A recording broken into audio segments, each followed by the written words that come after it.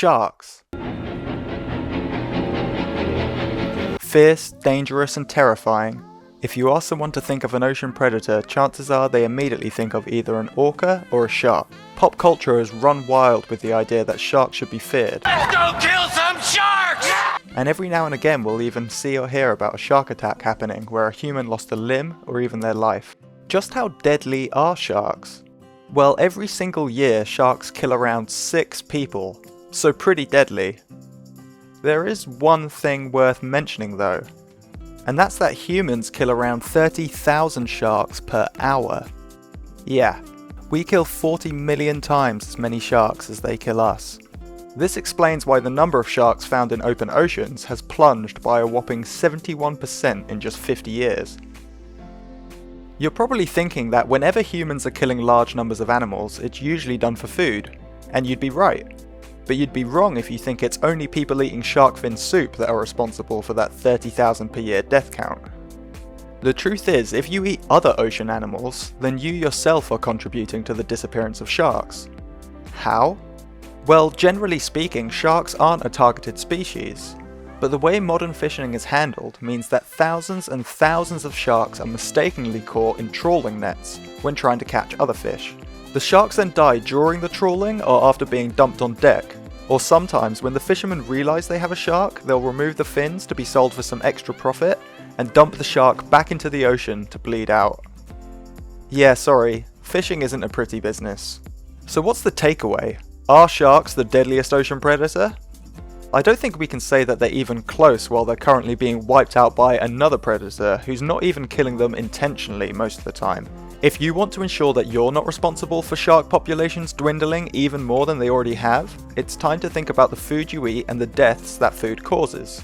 Sure, we've already established that eating fish and other sea animals means you're inadvertently responsible for endangering sharks, but what about the animal being eaten to begin with? You might be shocked to learn this, I know I was, but it's currently estimated that the world will see fishless oceans by the year 2050, with some scientists even predicting it earlier than that. Let me restate that.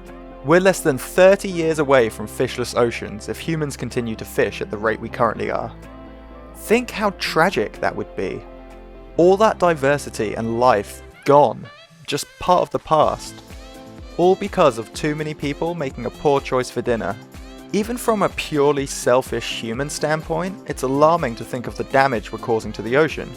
We tend to think of forests as the lungs of the earth, but in reality, the majority of our oxygen comes from the ocean. We kill life in the ocean, we're killing the very air we breathe. So the choice should be obvious: eat more plant-based. And in many cases, we don't even have to miss out, because thanks to people's creativity, many fishy meals can be enjoyed without the fish. But is it really that easy? Can everyone just go fully vegan? Isn't the occasional fish meal necessary for omega-3? Well, no, thankfully it's not. If you know much about the human body, you'll know there's certain fats we need for health that our body can't make itself, including omega-3.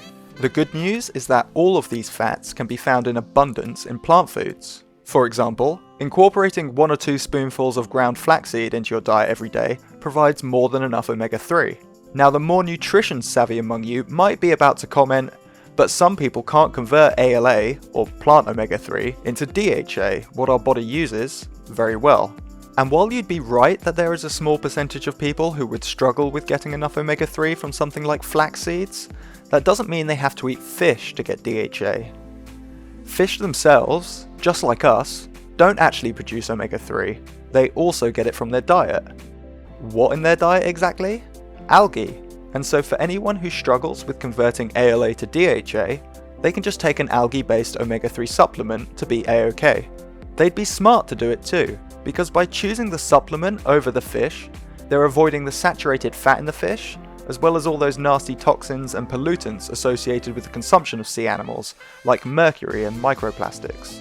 Best of all, they'd be getting exactly the nutrition their body needs while avoiding taking someone's life. Because that's the final point I want to make. Sure, I tried to clickbait you with sharks, and if you've stuck this far into the video, I really appreciate it. I just want you to consider for a moment that fish and other sea animals are all individual beings, not just a product or an option on the menu. And yes, Thanks to science, we know that they're sentient beings just like us, capable of suffering, and contrary to popular belief, they're just as intelligent and social as many land animals. If we wouldn't kill a cat for protein or a dog for iron, surely we shouldn't kill a fish for omega-3. Mahatma Gandhi once said, "The greatness of a nation can be judged by the way they treat animals." Without trying to sound too judgy, what does the way that you treat animals say about you? Thanks for watching this video. There's a bunch of links in the description if you want to learn more. I highly recommend watching the documentary Seaspiracy if that's something you're able to do. And if you enjoyed this video, please remember to like, comment, and most importantly subscribe, as we're getting ever closer to 1,000 subscribers. Hopefully I'll see some of you in the next video. Until then, peace.